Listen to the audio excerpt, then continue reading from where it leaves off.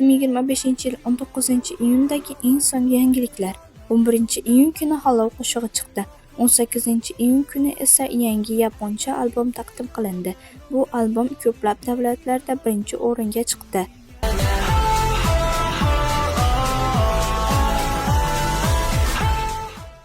14-iyun Florida shtatida stadion to'ldi. Stray Kids bu yerda konsert bergan birinchi K-pop guruh bo'ldi. 18-19-iyun kunlari Nyu-Yorkdagi yirik stadionda ham konsert bo'lib o'tdi.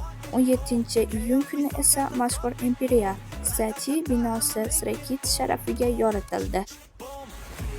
Sunmi taniqli Burberry brendining yuzi bo'ldi. Bang Chan esa yozgi kiyim uslubi bilan e'tiborda.